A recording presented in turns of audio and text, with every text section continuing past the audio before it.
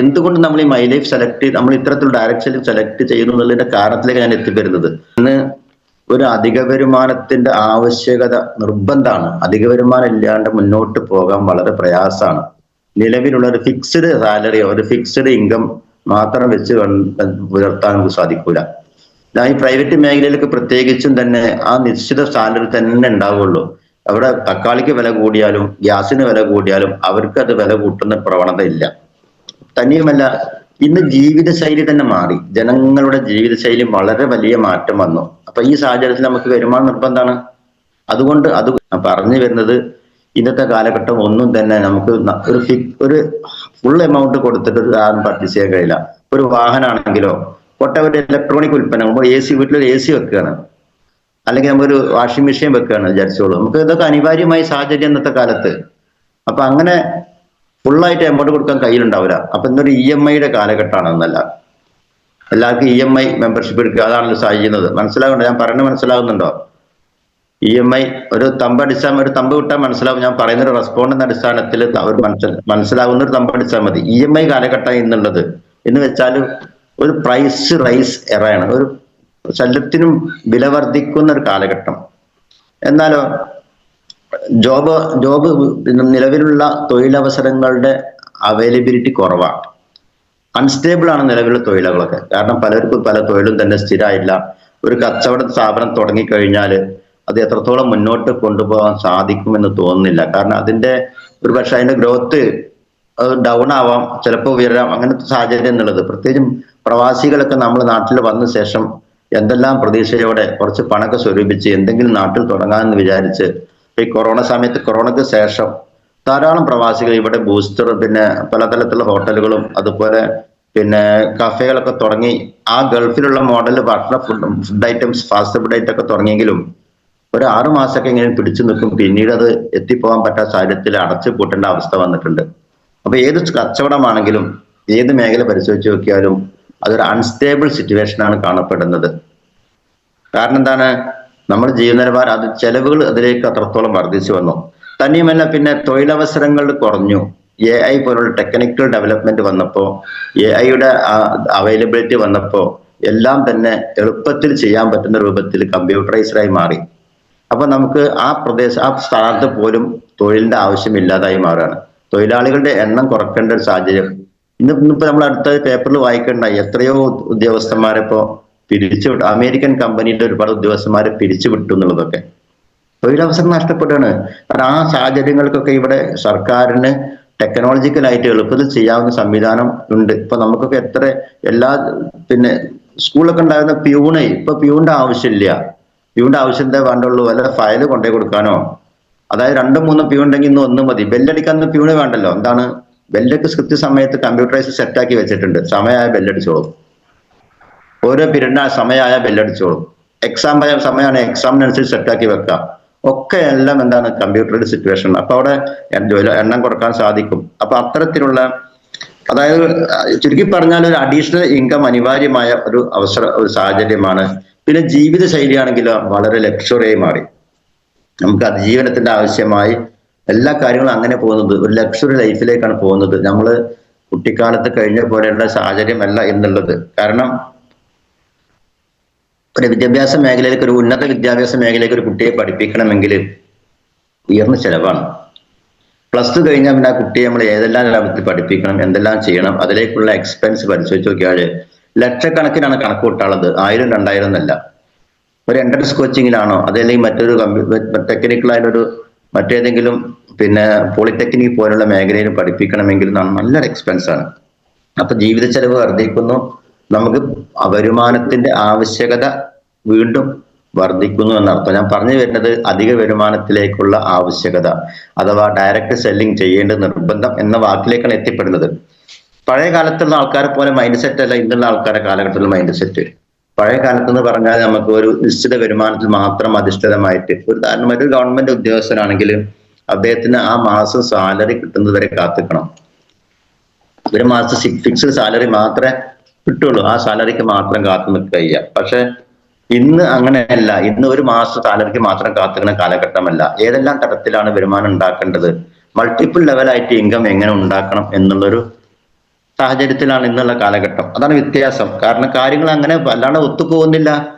ഒരു monthly income മാത്രം കിട്ടിക്കഴിഞ്ഞാൽ ജീവിതം ഇത് മുന്നോട്ട് കൊണ്ടുപോകാൻ കഴിയില്ല. മറ്റേതെല്ലാം തരത്തിലാണ് ഇന്ന് വരുമാനം കിട്ടേണ്ടത് എന്ന് മനുഷ്യർ അന്വേഷിക്കുകയാണ്. അപ്പോ പണ്ടൊക്കെ നമ്മൾ ഒരു മാസം സാലറി കാത്തിരിക്കുകയാണെങ്കിൽ ഇന്ന് എന്തെല്ലാം മാർഗത്തിൽ എങ്ങനെയൊക്കെ നമ്മൾ ചെയ്യാൻ പറ്റും, ചെറിയ കച്ചവടമായിട്ടോ മറ്റെന്തെങ്കിലും പിന്നെ ചിട്ടികളായിട്ടോ എങ്ങനെയാണ് വരുമാനം കിട്ടേണ്ടത് എന്ന് ചിന്തിക്കുന്ന കാലഘട്ടമാണ്. അപ്പോ അന്ന് ടൈമിനായിരുന്നു, ടൈം അനുസരിച്ചാണ്, time is equal to money എന്ന് അന്നത്തെ കാലഘട്ടം. ഇന്നിപ്പോ അങ്ങനെയല്ല, ഇന്ന് system is equal to money എന്നാണ്. ഏത് തരത്തില് ഏതെല്ലാം സിസ്റ്റമാറ്റിക് ആയിട്ട് പോകാൻ പറ്റുമോ ആ അടിസ്ഥാനത്തിലാണ് ഇന്ന് വരുമാനം കിട്ടുന്നത്. അതായത് പണ്ടൊക്കെ ഒരു കാറ് കാണണമെങ്കിൽ ഒന്നുകിൽ പഴയ ഗൾഫിലുള്ള ആൾക്കാർ വീട്ടില്, അതല്ലെങ്കിൽ നല്ലൊരു റിട്ടയർഡ് ആയിട്ടുള്ള ഒരു ഉദ്യോഗസ്ഥന്റെ വീട്ടിലൊക്കെ ആ റിട്ടയർമെന്റ് കിട്ടുന്ന ഒരു ബെനിഫിറ്റ് കൊണ്ട് വാങ്ങുന്ന കാറ്. അല്ലാതെ അവിടെ കാറ് കാണുന്നത് പഴയ കാലത്ത് അധ്യാപകർ ആരെങ്കിലും കാറിൽ യാത്ര പോയിട്ടുണ്ടോ, ഒരു ബൈക്കിൽ യാത്ര പോയിട്ടുണ്ടോ? ഒക്കെ നടന്നിട്ടോ ബസ്സിനോ അല്ലേ പോയിരുന്നത്. നമുക്കറിയാം, നമ്മളെ പഠിപ്പിച്ച അധ്യാപകർ നടന്നു വന്നിരുന്നതും പാവങ്ങൾ ബസ്സിന് വന്നിരുന്നതും ഒക്കെ കാണാമായിരുന്നു. കാരണം അന്നത്തെ ആ ഫിക്സഡ് സാലറി കൊണ്ട് അങ്ങനെ ലൈഫ് ചെയ്യാൻ പറ്റുള്ളൂ എന്നർത്ഥം. അപ്പൊ എങ്ങനെയാണ് ഇന്നത്തെ കാലത്ത് വരുമാനം കിട്ടേണ്ടത് എന്നുള്ള ഒരു ബന്ധപ്പാടിൽ ഏതെല്ലാം തരത്തിലാണ് വരുമാനം കിട്ടേണ്ടതെന്ന് മാത്രം അന്വേഷിക്കാനും അധിക വരുമാനം നമുക്ക് വേണം എന്നുള്ളത്. അതുകൊണ്ട് തന്നെയാണ് MI life global private limited എന്ന കമ്പനി മാർക്കറ്റിംഗ് ഗ്ലോബൽ സിസ്റ്റം എന്ന് നമ്മൾ ഈ സിസ്റ്റം അത്രത്തോളം ഇൻകം പ്ലാറ്റ്ഫോമിലൂടെ നമുക്ക് ഇവിടെ കടന്നു വരുന്നത്. ഇൻകം സിസ്റ്റം ആയിട്ട് വരുന്ന പ്ലാറ്റ്ഫോമാണ്. നമുക്ക് ഏതെല്ലാം തരത്തിലാണ് നമുക്ക് വരുമാനം കിട്ടുന്നത് എന്നുള്ളത് ഈ കമ്പനി വ്യക്തമായിട്ട് നമുക്ക് തരുന്നുണ്ട്. കാരണം ഒരു തവണ സിസ്റ്റമാറ്റിക് ആയിട്ട് നമ്മൾ ഫോളോ അപ്പ് ചെയ്ത് കഴിഞ്ഞാൽ ചെയ്യുകയാണെങ്കിൽ നമുക്ക് അതിന് കൃത്യമായിട്ട് വെറും റീറ്റെയിൽ പ്രോഫിറ്റ് മാത്രമല്ല വരുന്നത്, ബിസിനസ് വോളിയം മാത്രമല്ല, മന്ത്ലി ഇൻകം ആയിട്ട്, വീക്ക്ലി ഇൻകം, മന്ത്ലി ഇൻകം, അതേപോലെ ആ മന്ത്ലി ഇൻകം റിപ്പീറ്റഡ് ആയിട്ട് വരുന്ന ഇൻകം ആയിട്ട് വരുന്നു, ലീഡർഷിപ്പ് ഇൻകം, അങ്ങനെ എല്ലാം തന്നെ ഒരു ഓട്ടോ ഫ്ലോ എന്ന രൂപത്തിൽ ഒരു ഓട്ടോമാറ്റിക് ആയിട്ട് ഒരു ഫ്ലോ ആയിട്ട് വരികയാണ്. മന്ത്ലി ഇൻകം, വീക്ക്ലി ഇൻകം, അത് പിന്നെ നമ്മൾ സിസ്റ്റമാറ്റിക്കായിട്ട് വർക്ക് ചെയ്യുകയാണെങ്കിൽ അത് ഓട്ടോമാറ്റിക് ആയിട്ട് വന്നോളും. പണ്ട് ശങ്കരാടി പറഞ്ഞ പോലെ പുല്ലും പുണ്ണാക്കൊക്കെ കൊടുക്കുമ്പോൾ പാല് ചടപറാന്ന് വരും എന്ന് പറഞ്ഞ പോലെ തന്നെയാണ് എന്ത് ചെയ്യുന്നു, എല്ലാം നല്ല ഓട്ടോമാറ്റിക് ആയിട്ട് വന്നോളും. നമ്മൾ ആ സിസ്റ്റത്തിൽ ഇങ്ങനെ ഫോളോ ചെയ്ത് പോയാൽ മതി. ചുരുക്കി പറഞ്ഞാല് ഡയറക്റ്റ് സെല്ലിങ്ങിൽ ഇന്നത്തെ കാലഘട്ടം സിസ്റ്റമാറ്റിക് ആയിരിക്കണം എന്നർത്ഥം. സിസ്റ്റമാറ്റിക് ആയിരുന്നു കഴിഞ്ഞാൽ ഇൻകത്തിന്റെ കാര്യത്തിൽ യാതൊരു തടസ്സവും ഉണ്ടാവില്ല. അതിൽ ആ സന്ദർഭത്തിൽ ശരിക്കും ഡയറക്റ്റ് സെല്ലിങ്ങിൽ ഏറ്റവും നമുക്ക് അനുയോജ്യമായ അഡോറബിൾ ആയിട്ടുള്ള, ശരിക്കും നമുക്ക് ഏറ്റവും അഫോർഡബിൾ ആയിട്ടൊരു രീതിയാണ് ഇന്നത്തെ നമ്മളെ MI ലൈഫ് എന്ന പ്ലാറ്റ്ഫോം എന്നുള്ളത്. നമ്മുടെ എല്ലാ ലീഡർമാരും അങ്ങനെ തന്നെയാണ് നമുക്ക് കാണിച്ചു തന്നിട്ടുള്ളതും എന്നുള്ളതാണ്. കാരണം ഇന്നൊരു അധിക വരുമാനമാണ് നമ്മളെ ഫ്യൂച്ചർ പ്ലാനിലേക്ക് ഒരു സാധാരണക്കാരന് കൊടുക്കാൻ പറ്റുന്ന ഏറ്റവും വലിയ മാർക്കറ്റിംഗ് സിസ്റ്റം. ഒരു ഫ്യൂച്ചർ പ്ലാനിലേക്ക്, ഭാവിയിലേക്ക് എന്തെല്ലാം ചെയ്യണം, എന്തൊക്കെ ചെയ്യാൻ പറ്റും എന്നുള്ള അതിലേക്കുള്ള ഒരു പിന്നെ ഈ കൂട്ടിയിരിപ്പ്, അതിലേക്ക് നീക്കിയിരിപ്പാണ് ശരിക്കും MI ലൈഫിന്റെ എല്ലാ പ്രവർത്തനം എന്നുള്ളതാണ് അർത്ഥം. ഭാവിയിൽ നമുക്ക് ഒരു ഫ്രീഡം കിട്ടണമെങ്കിൽ നമുക്ക് എന്താണ്, ഒരു സാമ്പത്തികമായിട്ട് സെറ്റപ്പ് ഉണ്ടാവണം. അപ്പൊ അതിന് അനുയോജ്യമായ ഒരു ഡയറക്റ്റ് സെല്ലിംഗ് തിരഞ്ഞെടുക്കുകയാണെങ്കിൽ അത് ഫ്യൂച്ചറിൽ, ഭാവിയിൽ നമുക്ക് MI ലൈഫിലൂടെ മാത്രമേ സാധ്യമാകൂ എന്നുള്ളതാണ്. അങ്ങനെ അതിനനുസരിച്ചിട്ടുള്ള പ്രോഡക്റ്റ് ആയിരിക്കണം. അതുപോലെ തന്നെയാണ് അതിൽ നിന്ന് വ്യത്യസ്തമായി എല്ലാ പ്രോഡക്റ്റിൽ നിന്ന് വ്യത്യസ്തമായിട്ടുള്ള പ്രോഡക്റ്റ് ആയിരിക്കണം. അപ്പോൾ ഒരുപാട് കാര്യങ്ങൾ അത് എങ്ങനെ നമ്മളെ കമ്പനി സക്സസ്ഫുൾ ആയിട്ട് പോകുന്നു എന്ന് ചോദിച്ചു കഴിഞ്ഞാൽ, നമ്മളെ കമ്പനി ഈ മറ്റുള്ള കമ്പനികളിൽ നിന്നും വളരെ വ്യത്യസ്തമായിട്ടാണ് നമുക്ക് പ്രോഡക്റ്റുകൾ തരുന്നത്. പ്രത്യേകിച്ചും ഡയറക്റ്റ് സെല്ലിംഗ് അങ്ങനെയാണ് കേട്ടോ. ലോകത്ത് വിവിധ തരത്തിലുള്ള ഡയറക്റ്റ് സെല്ലിംഗ് ഉണ്ട്. നമ്മൾ ഇന്ത്യയിലും വ്യത്യസ്ത ഡയറക്റ്റ് സെല്ലിംഗ് പ്രവർത്തിക്കുന്നുണ്ട്. ഇവ ചിലതൊക്കെ പൂട്ടിപ്പോകുന്നത് എന്തുകൊണ്ടാണ്? സിസ്റ്റമാറ്റിക് ആയിട്ട് പോകുന്നില്ല എന്നുള്ളത് തന്നെയാണ്, ലീഗലായിട്ട് പോകുന്നില്ല എന്നുള്ളത് കൊണ്ടാണ്. അപ്പൊ ലീഗലായിട്ടുള്ള വശങ്ങളും ഗവൺമെന്റിന് കൊടുക്കേണ്ട ടാക്സും അതുപോലെ അതിന് കൊടുക്കേണ്ട മറ്റു GST പോലുള്ള എല്ലാവിധ പിന്നെ പേയ്മെന്റുകളും കൃത്യമായിട്ട് കൊടുക്കുമ്പോഴാണ് അതിന്റെ പിന്നെ ലീഗൽ വശങ്ങൾ ക്ലിയർ ആകുന്നത്. അപ്പൊ ശരിക്കും ഒരു ഡയറക്റ്റ് സെല്ലിങ്ങിൽ ഉണ്ടാകേണ്ട പ്രോഡക്റ്റുകളുടെ ഗുണനിലവാരം പരിശോധിക്കുകയാണെങ്കിൽ അതിനൊരു 3-4 കാറ്റഗറി ഉണ്ട്. എന്തെല്ലാം കാറ്റഗറിയാണ്? ഒന്ന്, ഡെയിലി യൂസബിൾ പ്രോഡക്റ്റ് ആയിരിക്കണം എന്നുള്ളതാണ്. കാരണം ഈ ഡെയിലി യൂസബിൾ പ്രോഡക്റ്റ് എന്ന് പറഞ്ഞാൽ അത് എപ്പോഴും റിപ്പീറ്റഡ് പർച്ചേസ് ഉണ്ടായിരിക്കണം. അങ്ങനെയാണല്ലോ, നമ്മൾ പേസ്റ്റ് ആണെങ്കിലും സോപ്പ് ആണെങ്കിലും ടോയ്ലറ്റ് ക്ലീനർ ആണെങ്കിലും ഒക്കെ നമുക്ക് എന്താണ്, അത് കഴിഞ്ഞാൽ വീണ്ടും റീപർച്ചേസ് ചെയ്യണം അല്ലെ, വേണ്ടേ? റീപർച്ചേസ് ചെയ്യുമ്പോഴല്ലേ നമുക്കത് വീണ്ടും അതിന്റെ ഗുണനിലവാരം മനസ്സിലാക്കി നല്ലതാണെന്ന് അറിഞ്ഞു കഴിഞ്ഞാൽ റീപർച്ചേസ് ചെയ്യുമ്പോൾ അത് വീണ്ടും അതിലൂടെ ആവശ്യങ്ങൾ ഉണ്ടായിത്തീരാണ്. അപ്പൊ നമ്മൾ ഡെയിലി യൂസബിൾ ആയിട്ടുള്ള ഒരു പ്രോഡക്റ്റ് ആയിരിക്കണം. അതിനെ റിയൽ ആയിട്ട് ഇൻകം കിട്ടുള്ളൂ എന്നർത്ഥം. Repeat purchase. ചില ഉൽപ്പന്നങ്ങൾ റിപ്പീറ്റഡ് പർച്ചേസ് ആയിട്ട് വരുന്നില്ല. ചില ചില ഡയറക്ട് സെല്ലിങ്ങിന് അങ്ങനെ വരുന്നില്ല. അപ്പൊ നമുക്കറിയാം, പിന്നെ ഈ ചിലർക്ക് ആ ഒരു പ്രധാനപ്പെട്ട ഒരു ഡയറക്ട് സെല്ലിംഗ് ഉണ്ട്. നമ്മൾ മാഗ്നറ്റിക് ബെഡ് ഒക്കെ വിൽക്കുന്നത്. മാഗ്നറ്റിക് ബെഡ് എന്ന് കേട്ടിട്ടുണ്ടായിരിക്കും. നമ്മളിവിടെ ഒരാളെ ഒന്ന് പരിചയപ്പെടുത്തിയിരുന്നു ആദ്യം. 1,00,000 രൂപയ്ക്ക് അല്ലെങ്കിൽ 1,00,000 രൂപയ്ക്ക് അതിന് വില പറയുന്നുണ്ട്. ആ 1,00,000 രൂപയ്ക്ക് ഒരു മാഗ്നറ്റിക് ബെഡ് ഉപയോഗിച്ച് കഴിഞ്ഞാൽ പിന്നെ അത് കാലാകാലം അത് മതി. പിന്നെ ഒരു റിപ്പീറ്റഡ് പർച്ചേസ്, വീണ്ടും പർച്ചേസ് വരുന്നില്ല അതില്. അതുകൊണ്ട് അതിന്റെ അവസരം നിർത്തി. പിന്നെ വേറെ വ്യക്തികൾക്കാണ് അങ്ങനെ കൊടുക്കുന്നത്. ഒരേ വ്യക്തികൾക്ക് തന്നെ റിപ്പീറ്റഡ് ആയിട്ട് പർച്ചേസ് ചെയ്യുന്ന ഉൽപ്പന്നങ്ങളാണെങ്കിലേ അതിന് വരും ഇൻകം, പിന്നെ കണ്ടിന്യൂറ്റി ആയിട്ട് വരുള്ളൂ എന്നർത്ഥം. അപ്പൊ റിപ്പീറ്റഡ് പർച്ചേസ് എന്നുള്ളത് ഒരു സ്ഥിര വരുമാനമായിട്ട് വരണം. അത് ഒന്നാമത്തെ കാറ്റഗറിയാണ്. ഒരു ഡയറക്ട് സെല്ലിംഗ് കൊടുക്കുന്ന ഉൽപ്പന്നങ്ങളുടെ ഒന്നാമത്തെ കാറ്റഗറി ഡെയിലി യൂസബിൾ ആയിരിക്കണം എന്നുള്ളതാണ്. അപ്പൊ ഉദാഹരണമായിട്ട് നമുക്ക് face wash, toothpaste, hair oil, shampoo, soap, health drinks, home care product, ഇതൊക്കെ നമുക്ക് സുപരിചിതമാണ്. ഇവയെല്ലാം ജനങ്ങൾ സ്ഥിരമായിട്ട് വീണ്ടും വാങ്ങുന്നവയാണ്. സ്ഥിരമായിട്ട് വാങ്ങുന്ന കാരണം വീണ്ടും വീണ്ടും പർച്ചേസ് ചെയ്യുമ്പോൾ വീണ്ടും വീണ്ടും ഇൻകം റിപ്പീറ്റഡ് ആയി വരും. രണ്ടാമത്തെ കാറ്റഗറി അറിയപ്പെടുന്നത് പ്രോബ്ലം സോൾവർ ആയിരിക്കണം. അതിന് ഗുണം ഉണ്ടായിരിക്കണം. അത് ഒരു ഗുണം, താൻ ഉദ്ദേശിച്ച റിസൾട്ട് കിട്ടണം. അതാണ് പ്രോബ്ലം. വാങ്ങിയാൽ ശരിക്ക് പിന്നെ പ്രത്യേകിച്ചും കൊണ്ടുപോകാനും എല്ലായിടത്തും എത്തിക്കാനൊക്കെ സാധിക്കുന്ന ഒന്നായിരിക്കണം. വെയിറ്റ്ലെസ് ആയിരിക്കണം, അല്ലെ? അതായത് പിന്നെ എല്ലായിടത്തേക്കും എത്തിക്കാൻ പറ്റുന്ന വലിയൊരു വണ്ടി വിളിച്ച് കൊണ്ടുപോകേണ്ട സാഹചര്യമില്ല. നമുക്ക് സ്വന്തം കയ്യിൽ ബാഗായിട്ടോ ഹാൻഡ് ബാഗായിട്ടോ അല്ലെങ്കിൽ സ്കൂട്ടിയിലൊക്കെ വെച്ച് കൊണ്ടുപോകാൻ പറ്റുന്ന, സാധാരണക്കാർക്ക് കൊണ്ടുപോകാൻ പറ്റുന്ന രൂപത്തിലുള്ള ഉൽപ്പന്നങ്ങളായിരിക്കണം. അതിലാണ് ഏറ്റവും ഉദാഹരണമായി ടൂത്ത് പേസ്റ്റും ഫേസ് വാഷും പോലത്തെ സാധനങ്ങളൊക്കെ. അതുപോലെ പിന്നെ വെയിറ്റ് കൺട്രോളിലായിരിക്കണം. അതേപോലെ മറ്റു കാര്യങ്ങൾക്ക് സാധാരണ പിന്നെ സ്ഥിരമായിട്ട് നമുക്ക് ഉണ്ടാവുന്ന ജീവിത പ്രശ്നങ്ങൾക്കൊക്കെ ഷുഗറായിട്ടോ പ്രമേയമായിട്ടോ ഡൈജഷൻ പ്രോബ്ലം ആയിട്ടോ ഇമ്മ്യൂണിറ്റി പ്രശ്നങ്ങളായിട്ടോ സ്കിൻ പ്രോബ്ലം ആയിട്ടോ ജോയിന്റ് പെയിൻ ആയിട്ടോ നന്നായിട്ട് ഉറക്കം കിട്ടാൻ, അങ്ങനെയൊക്കെയുള്ള ഉൽപ്പന്നങ്ങളാണ് ജനങ്ങൾ അഫോർഡ് ചെയ്യുന്നത്. അതാണ് ജനങ്ങൾക്ക് ആവശ്യം. അപ്പൊ അതെന്താവും? പരിഹാരമാണ്. ഞാൻ പറഞ്ഞു മനസ്സിലാവണ്ട വിചാരിക്കുന്നത്. ഇത് ജനങ്ങൾക്ക് എന്നും ഒരു പ്രോബ്ലം സോൾവർ ഉൽപ്പന്നങ്ങളാണ്. അങ്ങനത്തെ ഉൽപ്പന്നങ്ങളാണ് മൂവ് ചെയ്യുള്ളൂ എന്നർത്ഥം. അതാണ് കണ്ടിന്യൂസ് വരുമാനത്തിന്റെ രണ്ടാമത്തെ കാറ്റഗറി. ഇത് നമുക്ക് എന്നും അത്യാവശ്യമാണെന്ന് തോന്നുന്ന വിധത്തിലായിരിക്കണം ഈ ഉൽപ്പന്നങ്ങൾ. അധികം പിന്നെ ഉൽപ്പന്നങ്ങൾ കമ്പനിയിൽ അങ്ങോട്ടും ഇങ്ങോട്ടും അത്ര ഉൽപ്പന്നങ്ങൾ എല്ലായിടത്തും ഡയറക്ട് സെല്ലിങ്ങിൽ വിവിധ കമ്പനികളൊക്കെ കോമ്പറ്റീഷൻ നടക്കുന്നുണ്ട് കേട്ടോ. പക്ഷെ എന്നിരുന്നാലും ഇത്തരം കമ്പനികൾക്ക് നീ നിലനിൽപ്പുള്ളൂ എന്നർത്ഥം. അപ്പൊ അതേപോലെ എല്ലാവരും ഇപ്പൊ അതങ്ങനെ ഉപയോഗിച്ചോളം എന്നില്ല, എന്നാൽ എല്ലാവരും അങ്ങനത്തെ വിശ്വസിച്ചോളം എന്നില്ല. എന്നാൽ ഈ സാധനം നമ്മളെ മാർക്കറ്റിലൊക്കെ എല്ലാ സൂപ്പർ മാർക്കറ്റുകളും എല്ലാ ഷോപ്പുകളും ലഭ്യമാണ്. അപ്പൊ അത് എല്ലാവരും അതാണ് ഉപയോഗിച്ച് വരിക. അധികം ഇതിനെ നമ്മൾ ഡയറക്ട് സെല്ലിങ്ങിന് പരിചയം ഇല്ലാത്ത വ്യക്തികൾ സാധാരണ അവർ മാർക്കറ്റിങ്ങിന് പോകുമ്പോൾ സൂപ്പർ മാർക്കറ്റിൽ കയറിയിട്ടോ അല്ലെങ്കിൽ ഫാൻസി കടയിൽ പോയിട്ടോ ഈ ഫേസ് വാഷും അതുപോലെ ഹെയർ ഷാമ്പു പോലത്തെ കാര്യങ്ങളൊക്കെ അവർ പർച്ചേസ് ചെയ്യും. എന്നാൽ ജനങ്ങളെ നമുക്ക് മാറ്റാൻ കഴിയില്ല. ഒരാളുടെ സ്വഭാവത്തെ നമുക്ക് മാറ്റാൻ കഴിയില്ലെങ്കിൽ ജനങ്ങളുടെ പിന്നെ ഈ പിന്നെ പ്രത്യേകിച്ച് ബ്രാൻഡ് മാറ്റിയെടുക്കാൻ നമുക്ക് സാധിക്കും. അങ്ങനെയാണല്ലോ, ബ്രാൻഡ് മാറ്റി കൊടുക്കാൻ പറ്റും. ഒരു പക്ഷെ സ്ഥിരമായിട്ട് ഒരാൾ ഹെയർ ഓയിൽ ഉപയോഗിക്കുന്ന ആളാണ്, അല്ലെങ്കിൽ സ്ഥിരമായിട്ട് ഷാമ്പു ഉപയോഗിക്കുന്ന ഒരു സ്ത്രീയാണ്, അല്ലെങ്കിൽ ഫേസ് വാഷ് ഉപയോഗിക്കുന്ന ആൾക്കാരാണ്. അവർക്ക് അത് ഒഴിവാക്കാൻ പറ്റൂല, ആ സ്വഭാവം അവർക്ക് മാറ്റാൻ പറ്റൂല. പക്ഷെ അവരോട് പറയാം, നിങ്ങൾ ഇതിന് പകരം ഇത് വാങ്ങിക്കോളി, ഇതിൽ ഇത്രത്തോളം പ്രയാസങ്ങളുണ്ട്, അതിൽ കെമിക്കൽസ് ഉണ്ട്, അതുകൊണ്ട് ഇത് യൂസബിൾ അത്ര നല്ലതല്ല. നിങ്ങൾക്ക് ഇതേ അവസരത്തിൽ ഇതേ ഉപകാരത്തിന് നമ്മളെ കമ്പനിയുടെ ഉൽപ്പന്നങ്ങൾ പർച്ചേസ് ചെയ്തോളൂ എന്ന് നമ്മളെ ബ്രാൻഡ് ചെയ്ത് കൊടുക്കാൻ സാധിക്കും. ഓക്കെ ആണല്ലോ, അങ്ങനെ ചെയ്യാൻ പറ്റുമല്ലോ. അപ്പൊ അതാണ് നമ്മളൊക്കെ ഇപ്പൊ ഇന്ന് ചെയ്തുകൊണ്ടിരിക്കുന്നത്. നമ്മളെ വീട്ടിലേക്ക് ഉപയോഗിച്ചിരുന്ന ടോയ്ലറ്റ് ക്ലീനറും നമ്മളെ വീട്ടിൽ ഉപയോഗിച്ചിരുന്ന ടൂത്ത് പേസ്റ്റും നമ്മൾ ഉപയോഗിച്ചിരുന്ന സോപ്പൊക്കെ നമ്മൾ എന്താക്കി, ആദ്യം ഉപയോഗിച്ചിരുന്നത് എന്തായിരുന്നു? മാർക്കറ്റിൽ നിന്ന് വാങ്ങുന്നതായിരുന്നു, അല്ലേ? നമുക്ക് സോപ്പ് വാങ്ങിച്ച സോപ്പ് പിന്നെ സൂപ്പർ മാർക്കറ്റ് കയറിയ കാണുന്ന സോപ്പ് ഏതൊക്കെ നമ്മൾ ഓഫറുകൾ ചിന്തിക്കും. ഈ ഓഫർ എന്ന് പറഞ്ഞാൽ എന്താണ്? പഴയ കുറച്ച് മുമ്പത്തെ വിറ്റഴിക്കാൻ പോകാൻ ചെയ്യുന്ന ഒരു തന്ത്രമാണ്. സൂപ്പർ മാർക്കറ്റിൽ ചെയ്യുന്ന ഏറ്റവും വലിയ തന്ത്രമാണ്. പഴയത് വിറ്റഴിക്കാൻ വേണ്ടി 2-3 കൂട്ടിക്കെട്ടി സ്ലാബ് ഇട്ടിട്ട് വെച്ചാൽ ഓഫറായി. പച്ചക്കറി ആണെങ്കിൽ ആഴ്ച അവസാനം ചീഞ്ഞു പോകാവുന്ന പച്ചക്കറി ഫ്രിഡ്ജിൽ നിന്ന് എടുത്ത് പുറത്തിട്ട ഓഫറായി. ഇതൊക്കെ ഓഫർ. അപ്പൊ നമ്മൾ അങ്ങോട്ട് ചിന്തിക്കും, പക്ഷെ അതിന്റെ ഗുണനിലവാരം ചിന്തിക്കുന്നില്ല.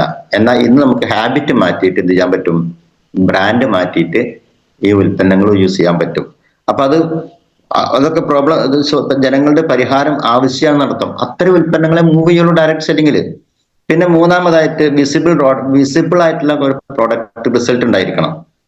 വളരെ എളുപ്പത്തിൽ തന്നെ സൊല്യൂഷൻ കിട്ടുന്ന ഉൽപ്പന്നങ്ങൾ, സുഖം പെട്ടെന്ന് ഉണ്ടാകുകയാണെങ്കിലും പിന്നെ ചിലർക്ക് സ്കിൻ പ്രോബ്ലം ഒക്കെ ഉണ്ടാവും. സ്കിൻ പ്രോബ്ലത്തിന് ഏറ്റവും വലിയ റിസൾട്ട് വേഗം കിട്ടുന്നവണ്ടാവാം. അതൊരു പിന്നെ അത്യാവശ്യം അവർക്ക് പരിഹാരം ആവശ്യം. ഇന്നത്തെ ജനങ്ങൾക്ക് പരിഹാരം ആവശ്യം. കാത്തുനിൽക്കാൻ സമയമില്ല, വേഗത്തിൽ അതിനൊരു പരിഹാരം കിട്ടണം. പാത്രം ക്ലീൻ ചെയ്യുന്ന നമ്മൾ ഡിഷ് വാഷുകൾ, അതുപോലെ അതിന്റെ ലിക്വിഡ്സുകൾ, പേഴ്സണൽ കെയർ പോലത്തെ ഉൽപ്പന്നങ്ങൾ, ഇതൊക്കെ നമുക്ക് എന്താണ് നല്ലൊരു വിസിബിൾ റിസൾട്ടാണ്. നമ്മൾ ആ റിസൾട്ട് പറഞ്ഞുകൊണ്ടല്ലേ നമ്മൾക്ക് ചേഞ്ച് നമ്മൾ കൊടുക്കുന്നത്. അത്ര ഉൽപ്പന്നങ്ങളാണ് കമ്പനി ഇറക്കുന്നത്. Skin glow, hair control, hair fall control, മുടി കൊഴിഞ്ഞു വരുമ്പോൾ അത് നിർത്തലാക്കുന്ന സംവിധാനങ്ങൾ, അതേപോലെ ചിലർക്ക് വെയിറ്റ് കുറക്കാൻ വെയിറ്റ് കൺട്രോള്, ഷുഗർ കൺട്രോള്, അതേപോലെ പിന്നെ അങ്ങനെ റിസൾട്ട് ഉണ്ടാകുമ്പോൾ എന്തായിരുന്നു, നമുക്ക് അതിലേക്ക് ഓരോ റിസൾട്ടും കിട്ടുമ്പോൾ പുതിയ ന്യൂ കസ്റ്റമേഴ്സിനെ കിട്ടും. അപ്പൊ റിസൾട്ട് ടെസ്റ്റിമേഴ്സ് ഈക്വൽ ടു ന്യൂ കസ്റ്റമർ. ഇങ്ങനെയാണ് ഈ പുതിയ കസ്റ്റമർ ഉണ്ടാക്കുക എന്നുള്ളതാണ്. അതിലേക്ക് എത്തിപ്പെടാനുള്ള ഒരു സാഹചര്യമാണ് കമ്പനി നമുക്ക് തരുന്നത്. എങ്ങനെ ഒരു കസ്റ്റമർ ഉണ്ടാക്കാം, കസ്റ്റമറുടെ ആവശ്യം എന്താണ്, കസ്റ്റമറുടെ പ്രോബ്ലം എത്രത്തോളം നമ്മൾ സോൾവ് ചെയ്യുന്നുണ്ട് എന്നൊക്കെ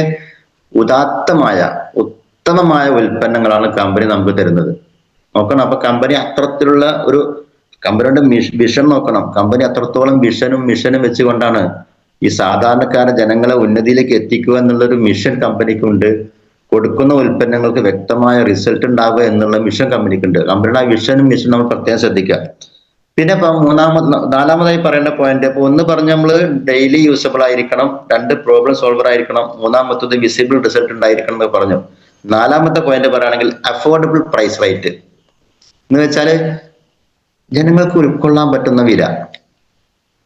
22 രൂപ മുതൽ 2000 രൂപ, 3000 തരം രൂപ വരുന്ന ഉൽപ്പന്നങ്ങൾ ഇന്ന് നമ്മളെ കമ്പനി പുറത്തിറക്കിയിട്ടുണ്ട്. ഇനിയും പുറത്തിറക്കാനുണ്ട്. അത് എത്രയോ വില എന്നുള്ളത് അന്ന് കമ്പനി നിശ്ചയിക്കും. അപ്പൊ ശരിക്കും പറയാച്ചാൽ ഒരു മിഡിൽ ക്ലാസ് ജനങ്ങൾക്ക് സാധാരണ വെച്ചാല് വളരെ മോശക്കാരും അല്ല, വളരെ പുവർ ഫാമിലി അല്ല, എന്നാൽ ഹൈ റിച്ച് ഫാമിലി അല്ല, ഒരു മിഡിൽ ക്ലാസ് ഫാമിലിക്ക് യൂസ് ചെയ്യാൻ പറ്റുന്ന, അവർക്ക് ഉൾക്കൊള്ളാൻ പറ്റുന്ന രൂപത്തിലുള്ള ഉൽപ്പന്നങ്ങൾ ആയിരിക്കണം. കാരണം ഒരു വികസിത രാജ്യമായി മാറണമെങ്കിൽ ഈ മിഡിൽ ക്ലാസിന്റെ സ്വാധീനം ഏറ്റവും വലുതാണ്. കാരണം പാവപ്പെട്ട ഒരു പുവർ ഫാമിലി ആണെങ്കിൽ അതെന്താണ് വികസിക്കാത്ത രാജ്യമായിട്ട് കിടക്കും, അല്ലെ? എന്നാൽ ഇന്ത്യയെ പോലത്തെ രാജ്യങ്ങളൊക്കെ വികസനത്തിൽ ഡെവലപ്ഡ് കൺട്രി ആയിട്ട് മാറി വരികയാണെങ്കിൽ നമ്മളിൽ മിഡിൽ ക്ലാസ് കൂടുതലാണ്. ഹൈ റിച്ചും അല്ല, എന്നാൽ ഹൈ പൂറും അല്ലാത്ത ഇടത്തരക്കാരാണ് മിഡിൽ ക്ലാസ്. ഇവരാണ് തീരുമാനിക്കുന്ന രാജ്യം വികസനമാണോ വികസിക്കണോ എന്നുള്ളത്. ഇവരുടെ മൈൻഡിനനുസരിച്ചിരിക്കുന്ന അർത്ഥം. അപ്പോ അത്തരത്തിലുള്ള അവർക്ക് ഈ സ്വീകാര്യമായിട്ടുള്ള ഉൽപ്പന്നങ്ങളായിരിക്കണം എന്നുള്ളതാണ്. പിന്നെ ഈ അഫോർഡബിൾ പ്രൈസ്, അവർക്ക് ഉൾക്കൊള്ളാൻ പറ്റുന്ന വില നിലവാരമുള്ള ഉൽപ്പന്നങ്ങളായിരിക്കണം. കാരണം ഉള്ളവരുണ്ട്, ഇല്ലാത്തവരുണ്ട്, തീരെ ഇല്ലാത്തവരുണ്ട്, ഉള്ളവരുണ്ട്. എന്നാൽ ഈ മധ്യവർഗം, ഈ മിഡിൽ ക്ലാസ് ഒരു ഏകദേശം 75% അവരാണ് ഇന്ത്യയെ സംബന്ധിച്ചിടത്തോളം. അപ്പോ എല്ലാവർക്കും അവരാണ് തീരുമാനിക്കുന്നത് ഏത് പ്രോഡക്റ്റ് എടുക്കണം, ഏതാണ് ചെയ്യാൻ ഈസി, മാർക്കറ്റിൽ കമ്പയർ ചെയ്യുന്ന ഉൽപ്പന്നം ഏതാണ് എന്നുള്ളതൊക്കെ അവർ തീരുമാനിക്കും. അവർക്ക് ഇഷ്ടപ്പെടുന്ന രൂപത്തിലായിരിക്കണം ഈ പ്രോഡക്റ്റ്. അപ്പൊ അങ്ങനെ നമ്മൾ ഉൾക്കൊള്ളുന്ന പ്രോഡക്റ്റുകളൊക്കെ, നമ്മൾ വാങ്ങുന്ന പ്രോഡക്റ്റുകളും അത്തരത്തിൽ ഏറ്റവും സ്യൂട്ടബിൾ ആണ്. കാരണം സാധാരണക്കാർക്ക് ഉൾക്കൊള്ളാൻ പറ്റും. അപ്പൊ നമുക്കൊക്കെ ഏകദേശം ഒരു ചെറിയ നമ്മൾ ഡിസ്ട്രിബ്യൂട്ടർ പ്രൈസ് പിന്നെ മെമ്പർഷിപ്പ് എടുത്തു കഴിഞ്ഞാൽ നമുക്ക് ഉൾക്കൊള്ളാൻ പറ്റുന്ന രീതിയിൽ നിലവാരമുള്ള ഉൽപ്പന്നങ്ങളാണത്. നമ്മൾ കൊടുക്കുന്നത് ഒരു പക്ഷെ ഹൈ ക്ലാസ്സിനായിരിക്കും, അവർക്ക് ഉൾക്കൊള്ളാൻ പറ്റും, അല്ലെ? പാവപ്പെട്ടവർക്കും ഇടത്തരക്കാർക്കൊക്കെ ഇതിൽ ഏകദേശം സാധാരണക്കാർക്കും ഇതിൽ എൻജോയ് ചെയ്തുകൊണ്ട് ബിസിനസ് ചെയ്യാൻ സാധിക്കുമെന്നുള്ളതാണ്. അപ്പൊ നല്ല പ്രോഡക്റ്റ് നമുക്ക് തെരഞ്ഞെടുത്തുകൊണ്ട് മാർക്കറ്റിംഗിൽ ചെയ്യാം. കാരണം മാർക്കറ്റിൽ എപ്പോഴും ഇന്ന് കമ്പാരിസൺ പരിശോധിച്ച് നോക്കുകയാണെങ്കിൽ ഇത്തരത്തിലുള്ള പല പ്രോഡക്റ്റുകളുണ്ട്. അതിന് വില വ്യത്യസ്തമാണ്. ഞാൻ പറഞ്ഞു തരേണ്ട ആവശ്യമില്ല. നമ്മൾ ഉപയോഗിക്കുന്ന ടോയ്ലറ്റ് ക്ലീനർ 83 രൂപക്ക് നമുക്ക് കിട്ടുകയാണെങ്കിൽ 110 രൂപക്കാണ് മാർക്കറ്റിൽ കിട്ടുന്നത്. അപ്പൊ തമ്മിൽ കമ്പയർ ചെയ്ത് നോക്കാം. അപ്പൊ അതിന് ഗുണനിലവാരം നമുക്ക് കൂടി പറഞ്ഞു കൊടുക്കുകയാണെങ്കിൽ ആ പറഞ്ഞു കൊടുക്കാനുള്ള ഒരു അറിവ് നമ്മൾ ഉണ്ടാക്കി വെക്കേ വേണ്ടുള്ളൂ. അത് നമുക്ക് ഇഷ്ടംപോലെ സംവിധാനങ്ങൾ നമുക്ക് ഉണ്ട്. സോഷ്യൽ മീഡിയ ഉണ്ട്, പിന്നെ യൂട്യൂബുകളുണ്ട്, നമുക്ക് കിട്ടുന്ന ട്രെയിനിങ്സ് ഉണ്ട്, നമുക്ക് ഇവിടുന്ന് FSS ഉണ്ട്, നമുക്ക് കിട്ടുന്ന GTS ഉണ്ട്, ഹോം മീറ്റുകളുണ്ട്, ലീഡേഴ്സ് നമ്മൾ പിന്നാലെ ഫോളോ അപ്പ് ഉണ്ട്. ഇത്രയും കാര്യങ്ങളൊക്കെ ഉണ്ടാകുമ്പോൾ ഇത് നമ്മൾ ഈസി ആയിട്ട് നമ്മൾ മാർക്കറ്റിൽ എത്തിക്കാനും ഈ പ്രോഡക്റ്റിനെ പരിചയപ്പെടുത്താനും ഒരു പ്രയാസം ഇന്ന് സാധാരണക്കാരെ സംബന്ധിച്ചിടത്തോളം ഇല്ലെന്നാണ് ഞാൻ മനസ്സിലാക്കുന്നത്. പക്ഷെ അതിലേക്ക് വേണമെന്ന് എന്താണ്ട് ഒരു മൈൻഡ് സെറ്റ് മാത്രമേ വേണ്ടുള്ളൂ. കാരണം ഇന്നത്തെ ജനറേഷൻ ശ്രദ്ധിക്കുന്ന വെച്ചാൽ ഇന്ന് പ്രത്യേകിച്ച് പുതിയ തലമുറ നമ്മളൊരു 2000-ന് ശേഷമുള്ള തലമുറക്ക് പ്രത്യേകിച്ച് ചിന്തിക്കുന്നത് എന്താണ്, നല്ല എല്ലാ ഉൽപ്പന്നങ്ങളും ഹെർബൽ ആയിരിക്കുക എന്നുള്ളതാണ്. നമ്മൾ ഏത് ഉൽപ്പന്നം പരിശോധിച്ചപ്പോ മാർക്കറ്റിൽ കൊടുക്കുകയാണെങ്കിൽ ഇപ്പൊ നമ്മൾ കഴിക്കുന്ന നമ്മള് സാധാരണ രാവിലെ കുടിക്കുന്ന ചായക്ക് പകരം നമ്മൾ എന്ത് കഴിക്കുന്നു, കാശ്മീരി ഗാവ ഞാൻ കഴിക്കുന്നത്. കാശ്മീരി ഗാവ കഴിക്കുമ്പോൾ നമ്മൾ ഉദ്ദേശിക്കുന്നത് എന്താണ്, അതിൽ കിട്ടുന്ന ഗുണങ്ങളും വിറ്റാമിൻ ന്യൂട്രീഷനും കിട്ടാൻ വേണ്ടിയിട്ടാണ് അല്ലെ. അതേപോലെ ഇനി ഏതൊരു ഒരു മരുന്നിനെ കാറ്റി പരിചയപ്പെടുത്തി കൊടുക്കണം, ഇത് ഓർഗാനിക് ആണെന്ന് പറഞ്ഞു കഴിഞ്ഞാൽ അല്ലെങ്കിൽ ഇത് ഹെർബൽ ആണെന്ന് പറഞ്ഞു കഴിഞ്ഞാൽ കുറച്ചും കൂടി ഡിമാൻഡ് കൂടും. അപ്പൊ അത്തരത്തിലുള്ള ഒരു കാറ്റഗറിയിലേക്ക് എത്തിക്കുക എന്നുള്ളതാണ്. അതാണ് ഇന്ന് കമ്പയർ ചെയ്യേണ്ടത് മറ്റു മാർക്കറ്റ് ഉൽപ്പന്നങ്ങൾ സംബന്ധിച്ചിടത്തോളം ഒരു കോമ്പറ്റീറ്റീവ് മെന്റാലിറ്റി ഉണ്ടാക്കി തീർക്കുന്നത്.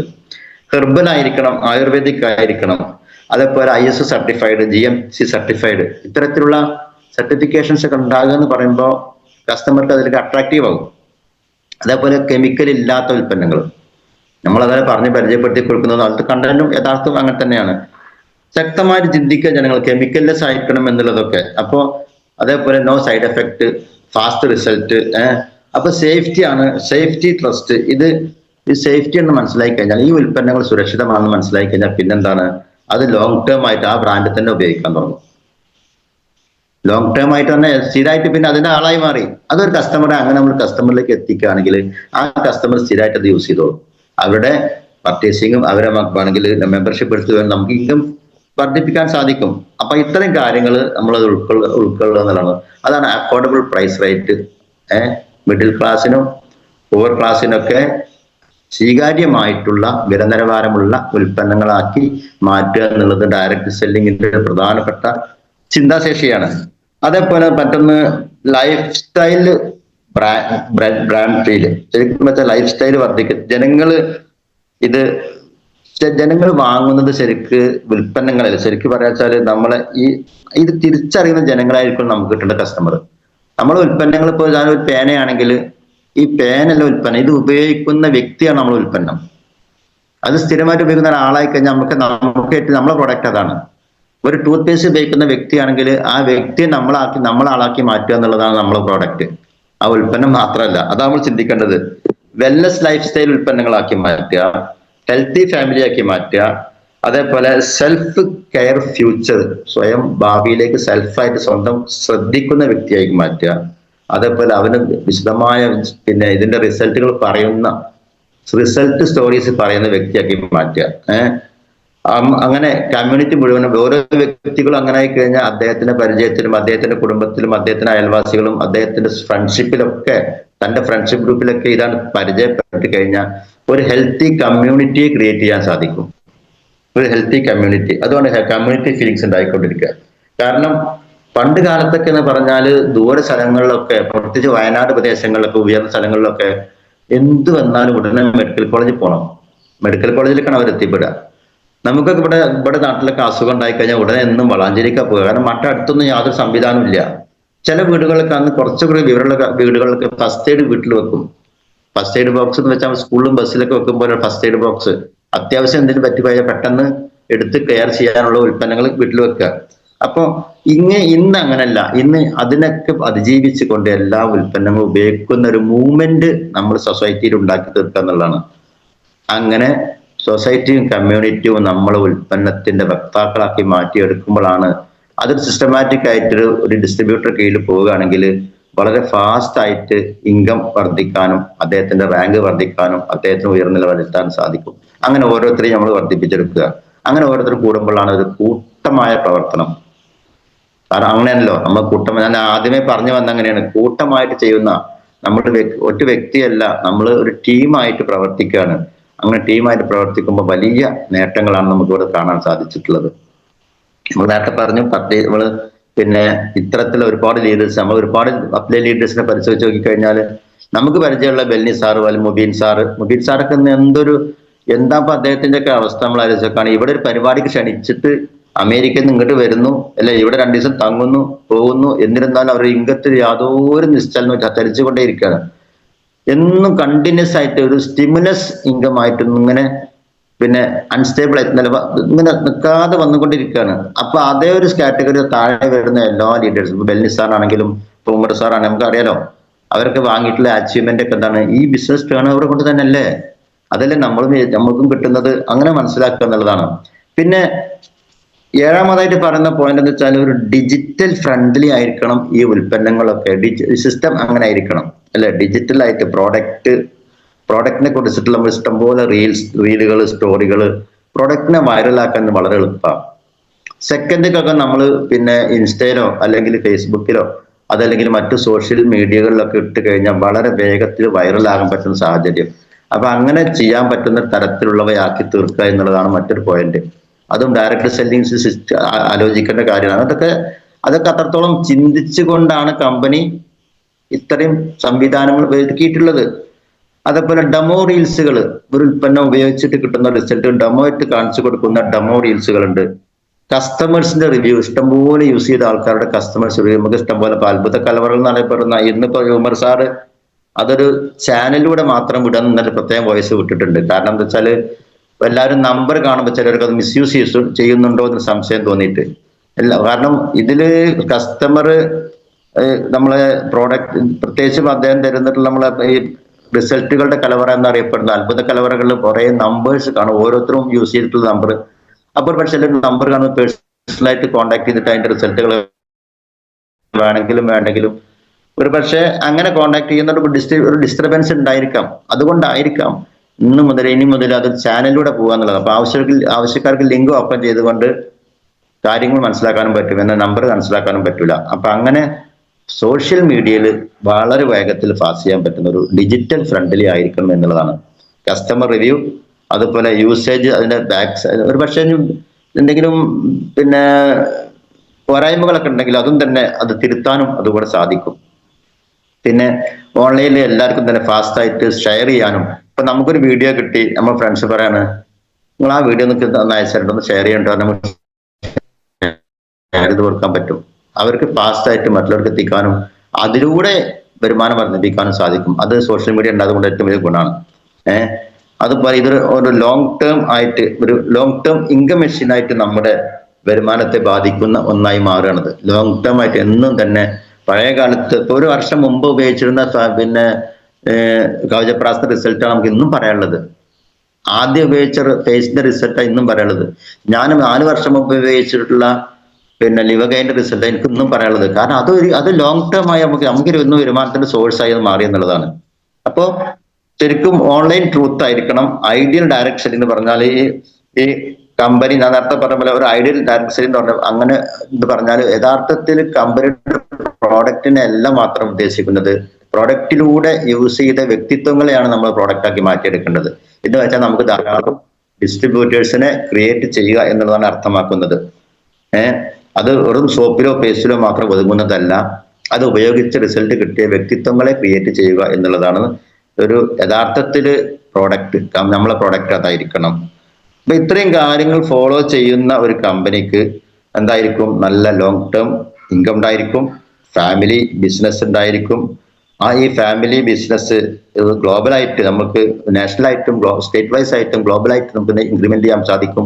അതല്ലേ കമ്പനിയുടെ പേരിനെ പറഞ്ഞിട്ടുള്ളതാണ് MI life global marketing global private limited. Global എന്ന് പറഞ്ഞാൽ യൂണിവേഴ്സിലാണ്, അന്താരാഷ്ട്ര സ്ഥലത്തിലാണ്. നമ്മൾ ഗൾഫിലാണെങ്കിലും അമേരിക്ക പോണവരും കാനഡയിൽ പോണവരൊക്കെ യൂസ് ചെയ്യാൻ പറ്റുന്നുണ്ട്, അവർക്കൊക്കെ അവിടെയും പരിചയപ്പെടുത്താൻ പറ്റും.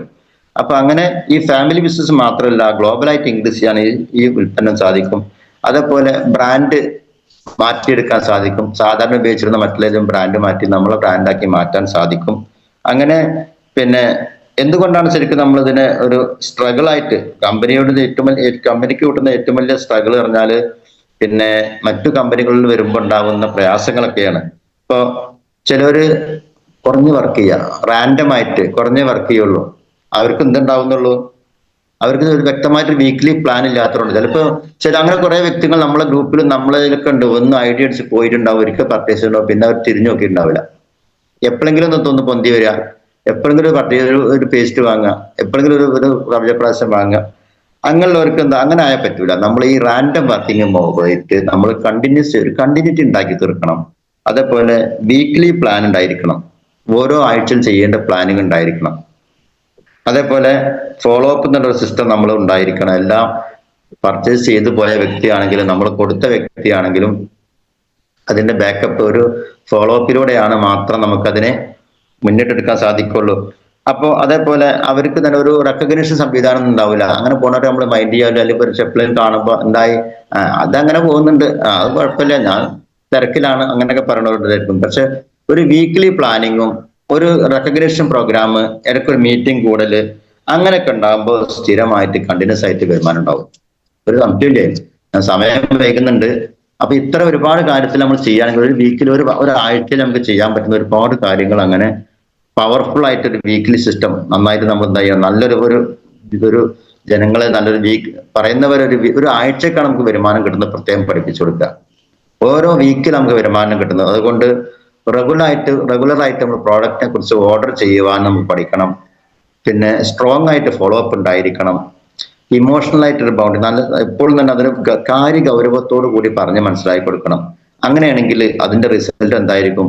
മന്ത്ലി ഇൻകം സ്റ്റേബിൾ ആയിരിക്കും, എന്ന് വെച്ചാൽ സ്ഥിരമായിട്ട് വരുമാനം ഉണ്ടായിത്തീരുന്നർത്ഥം. അപ്പൊ അത്തരത്തിലുള്ള പിന്നെ ഒരു വ്യക്തിയെ കണ്ടു കഴിഞ്ഞാൽ 30 മിനിറ്റ് അദ്ദേഹത്തോട് ഒരു അരമണിക്കൂർ സംസാരിക്കാനും കാര്യങ്ങൾ മനസ്സിലാക്കി കൊടുക്കാനും നമ്മൾ ഉപയോഗിക്കുക. ഓരോ ദിവസവും അങ്ങനെ ചെയ്യുകയാണെങ്കിൽ, ഒരാഴ്ചയിൽ ഓരോ ദിവസവും പ്രത്യേകമായിട്ട് പ്ലാൻ ചെയ്യുകയാണെങ്കിൽ വളരെ എളുപ്പത്തിൽ ആ കാര്യങ്ങൾ മനസ്സിലാക്കാനും. അത് പക്ഷെ എല്ലാവർക്കും സാധിച്ചോളണം വരുന്നില്ല. കാരണം പലരും മറ്റു തരത്തിലുള്ള പ്രയാസങ്ങളും ജോലികളൊക്കെ ഉണ്ടാകുമ്പോൾ അത് എത്രത്തോളം എഫക്റ്റീവ് ആവും എന്നറിയില്ല. പക്ഷെ എഫക്റ്റീവ് ആവുന്ന രീതിയിൽ നമുക്കതിനെ കൊണ്ടുപോകാൻ സാധിക്കും.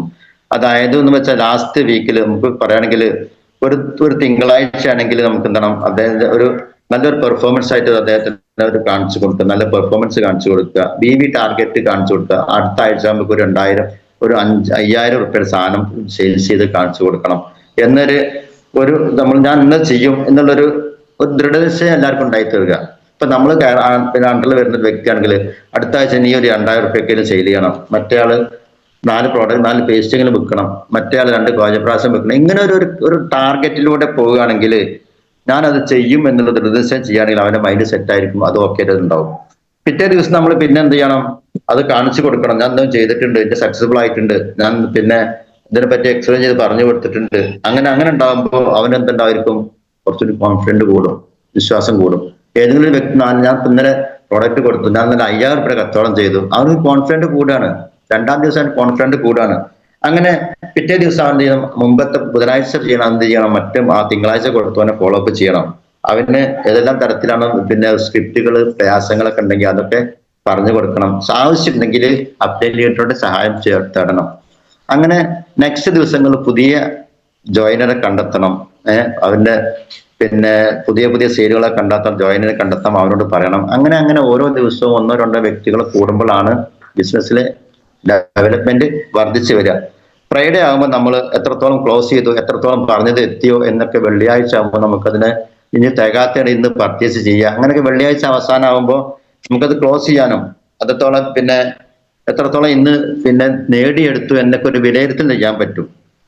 സാറ്റർഡേ ആകുമ്പോൾ നമുക്കതിനെ എല്ലാവരും ഒരുമിച്ച് കൂട്ടിക്കൊണ്ട് നന്നായിട്ടൊരു ഗസ്റ്റിനൊക്കെ വിളിച്ചുകൊണ്ട് ചെറിയ പ്രോഗ്രാമൊക്കെ നടത്തുക, ഡെക്കറേഷൻ കൊടുക്കുക, പുതിയ ആൾക്കാരെ കൊണ്ട് പരിചയപ്പെടുത്തുക. അങ്ങനെയൊക്കെ എപ്പോഴും സിസ്റ്റമാറ്റിക് ആയിട്ട് ഓരോ ദിവസവും ഓരോ പ്ലാനിങ്ങിലൂടെ പോവുകയാണെങ്കിൽ ഈ കാര്യങ്ങളിൽ വ്യക്തത ഉണ്ടാവും. ഞാൻ പറഞ്ഞു വരുന്നത് എല്ലാവർക്കും സാധിച്ചോളം എന്നില്ല, എന്നിരുന്നാലും സാധിക്കുകയാണെങ്കിൽ അതിന് നല്ലൊരു റിസൾട്ട് ഉണ്ടാവും എന്നുള്ളതാണ്. അതുകൊണ്ട് നമ്മൾ കൺസിസ്റ്റ് ആയിട്ട് പിന്നെ ഈ പ്രവൃത്തിയിൽ തുടർച്ചയായിട്ട് ചെയ്യുകയാണെങ്കിൽ നല്ല ഇൻക്രിമെന്റ് ഉണ്ടാവും. ചെയ്യാൻ സാധിക്കുന്നവരെ അങ്ങനെ സാധിക്കട്ടെ. നമ്മൾ ബാക്കിയുള്ളവർക്ക് അത് മോട്ടിവേഷൻ കിട്ടിയ അതുപോലെ ചെയ്യട്ടെ എന്ന് മാത്രം പറയാണ്. പിന്നെ ചെയ്യുന്നവർക്ക് കുറഞ്ഞ വരുമാനമേ ഉണ്ടാവുള്ളൂ. റാൻഡമായിട്ട് കിട്ടുന്നവർക്ക് ലീഡേഴ്സിന്റെ സഹായം കിട്ടിക്കൊള്ളുന്നില്ല, അതേപോലെ റിസൾട്ട് ഉണ്ടായിക്കൊള്ളുന്നില്ല, ടീം മോട്ടിവേഷൻ ഉണ്ടായിക്കൊള്ളുന്നില്ല, ഫോളോ അപ്പ് ഉണ്ടായിക്കൊള്ളുന്നില്ല. അതുകൊണ്ട് തന്നെയാണ് സ്റ്റേബിൾ ആയിട്ടൊരു മന്ത്ലി ഇൻകം ഉണ്ടായിക്കൊള്ളുന്നില്ല, അല്ലെങ്കിൽ വീക്ക്ലി ഇൻകം ഉണ്ടായിക്കൊള്ളുന്നില്ല. അപ്പൊ ഓരോ ദിവസം എടുക്കുന്നത് നമ്മൾ എത്രത്തോളം നമ്മൾ എൻഗേജ്മെന്റ് ആണോ അത്രത്തോളം നമുക്ക് അതിന് ഔട്ട്പുട്ട് കിട്ടും എന്നുള്ളതാണ്. നമ്മൾ എത്രത്തോളം എൻഗേജ്മെന്റ് ആണോ അത്രത്തോളം നമുക്ക് അതിന് റിസൾട്ട് കിട്ടും. ഔട്ട്പുട്ട് തന്നെ വരുമാനം ഉദ്ദേശിക്കുന്നത്. പിന്നെ നമ്മൾ മുകളിൽ എന്റെ ലീഡർമാരവിടെ, എന്റെ മേലുള്ള അങ്ങോട്ടല്ല ചിന്തിക്കേണ്ടത്. നമ്മൾ താഴെ വന്നവരവിടെ, താഴോട്ട് നോക്കിക്കഴിഞ്ഞാൽ മുകളിലേക്ക് നമ്മൾ ഓട്ടോമാറ്റിക്കായിട്ട് വളരും. ആരൊക്കെ വന്നിട്ടുണ്ട്, താഴെ ആരൊക്കെ വർക്ക് ചെയ്യുന്നുണ്ട്, ആർക്കൊക്കെ റോ മീറ്റിംഗ് കൊടുക്കേണ്ടതുണ്ട്, ആർക്കൊക്കെ നമ്മൾ സഹായം ചെയ്യേണ്ടതുണ്ട് എന്നുള്ള കാര്യത്തിലേക്ക് നമ്മൾ മൈൻഡ് ചെയ്യണം. അല്ലാണ്ട് എന്റെ ലീഡറിന്റെ അത് കിട്ടിയില്ല, ലീഡർമാർ വന്ന് പറഞ്ഞു, ലീഡർ അങ്ങനെ കാണിച്ചത്. ലീഡർമാർ മുകളിലോട്ടല്ല നോക്കേണ്ടത്, താഴോട്ടാണ് നോക്കേണ്ടത്. അങ്ങനെ ആകുമ്പോഴാണ് നമുക്ക് ഡെവലപ്മെന്റ് ഉണ്ടാകുക. താഴേക്ക് നോക്കിക്കഴിഞ്ഞാൽ മുകളിലോട്ട് നമുക്ക് ഡെവലപ്മെന്റ് ഉണ്ടാവും. ആ ഒരു കാര്യം പ്രത്യേകം പറഞ്ഞുകൊണ്ടും എല്ലാവർക്കും ഇത് കുറെയൊക്കെ പ്രാവർത്തികമാക്കാൻ സാധിക്കട്ടെ എന്നും പറഞ്ഞുകൊണ്ടും, ഞാൻ പറഞ്ഞതിൽ എന്തെങ്കിലും പോരായ്മകളോ പിഴവുകളോ ഉണ്ടെങ്കിൽ പുറത്തു തരണമെന്നും, എല്ലാവർക്കും ഒരു എന്തെങ്കിലും ഒരു കാര്യങ്ങൾ ഇൻസ്പിറേഷൻ ആവട്ടെ എന്നും പറഞ്ഞുകൊണ്ട് ഞാൻ തൽക്കാലം നിർത്തുന്നു. ജയ് മൈ ലൈഫ്, ജയ് ഹിന്ദ്.